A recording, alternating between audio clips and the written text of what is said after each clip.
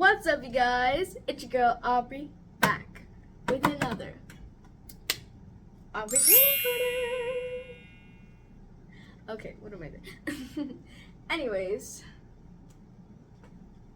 happy August. I don't know why I didn't say this already, but happy August, you guys. It is getting so close to my birthday. August 22nd. What day is it? August 2nd. So that means 20 days away from my birthday.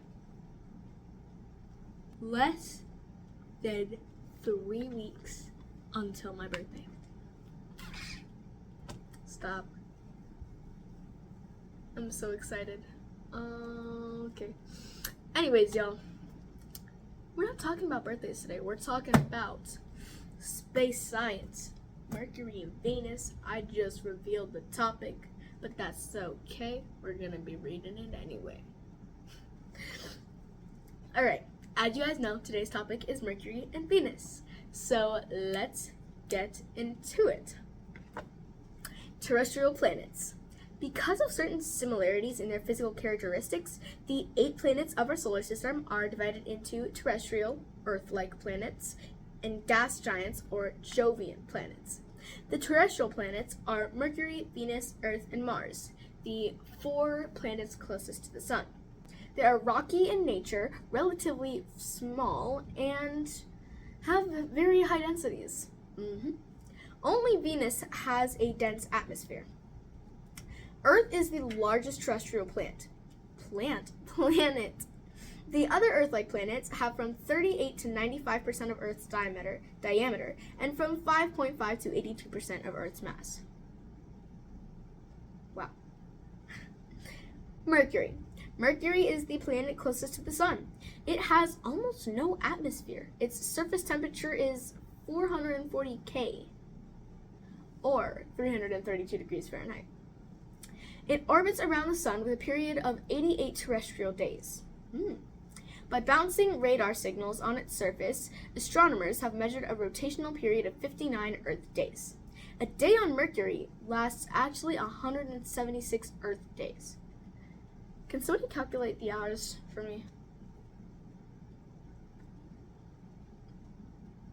Well, dang, that's a lot of hours. Exploration. Mercury was explored in March 1974 by the Mariner 10 probe, which performed 3 flybys and returned images of its surface to Earth, except for many elongated ridges. Mercury's surface features resembles the craters, basins, and plains found on the Moon. I'm the first woman to walk on the moon. I'm not. That's a lie. Anyways, the Mariner probe also discovered that Mercury has an extremely tenuous atmosphere and a weak magnetic field, although stronger than the magnetic fields of Venus and Mars. This field hints of the existence of a large molten iron core. Wow, that's super cool. I never thought about molten iron core. It's really cool.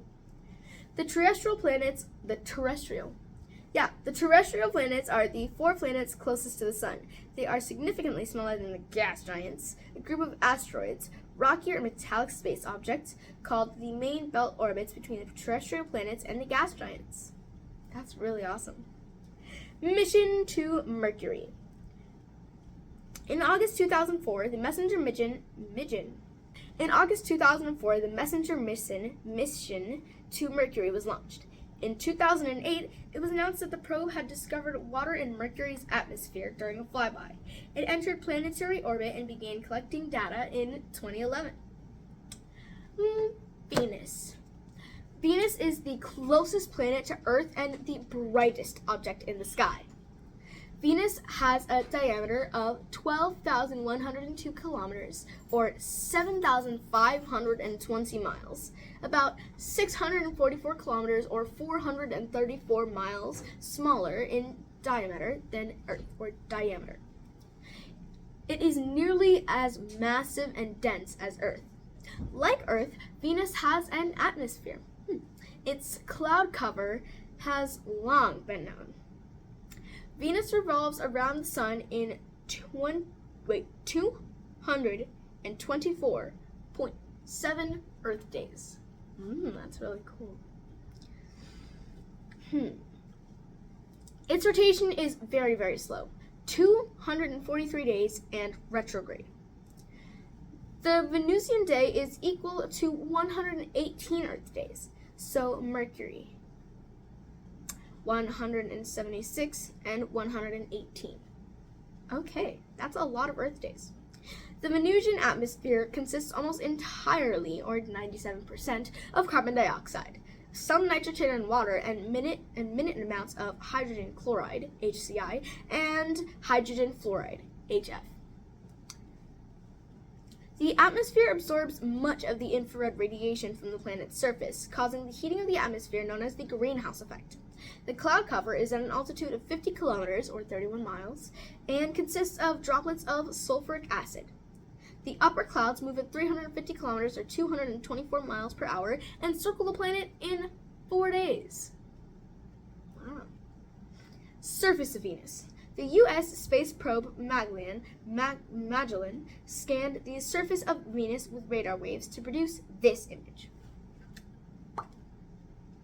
That's really cool, right? Exploration. Beginning in 1969, the Soviet Union launched a series of Venera probes that landed on the surface of Venus. Venera 9 and 10 returned the first pictures of the planet in 1975. Showing a landscape resembling that of Mars. That's really cool. Wow.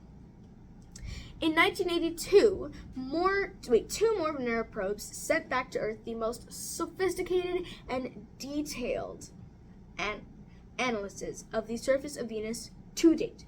Analysis of the soil of Venus showed that its chemical composition is similar to that of volcanic rock on Earth. That's actually very cool. Pioneer Venus. In 1978, NASA launched the Pioneer Venus, which mapped 93% of the surface of Venus. The planet was shown to be very, very flat. About 60% of the surface has variations of less than half a mile in height, and nearly 80% has variations of less than a mile. Wow. Magellan. On May 5, 1989, NASA launched the Venus orbiter Magellan, which began mapping the planet's surface by radar in September 1990. Small craters indicate a volcanic past. Several large impact craters, one as wide as 275 kilometers or 170 miles, are visible. The number of craters per square kilometer responds roughly to that of Earth. Wow. Alrighty. Yep. Alright guys, that's all I've got for today, but that is totally a-okay. So, always remember, it's cool to be a nerd. Nerds are smart. They learn so much just like you and I do on Aubrey's Learning Corner. And for all my friends out there who want to be astronauts, you've definitely got to go for it. I love space. I think space is just beautiful. So, take me with you if you ever go on, a rocket ship. Okay, anyways, I'll see you guys on the next one. Goodbye!